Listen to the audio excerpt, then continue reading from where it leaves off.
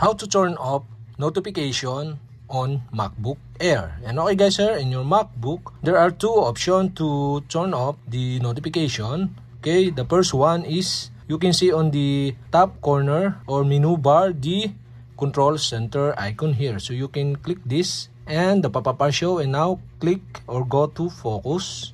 You can click the focus and you can see here the do not disturb. So you can tap or click the do not disturb and you can see the moon icon here. So if you see the moon icon here, meaning the notification is off. And if you want to turn on again, okay, you can tap again the do not disturb and the notification is on again.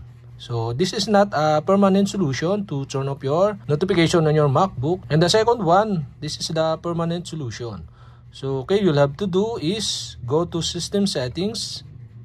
In system settings, on left side, you can see the notifications. Okay, you can click this.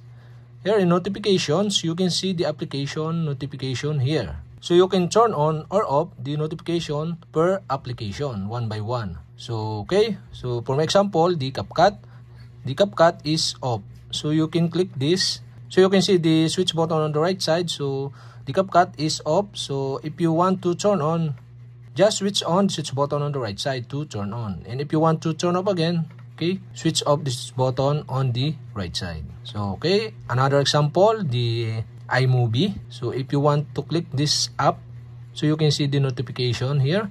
So if this turn on, you can receive a notification from iMovie. So if you want to turn off, okay, turn off this switch button on the right side to off the notification. And if you want to turn on again, just switch on the switch button on the right side. And that's it. You can on and off one by one. Then okay guys, there are two options to turn on and off the notification on your MacBook Air.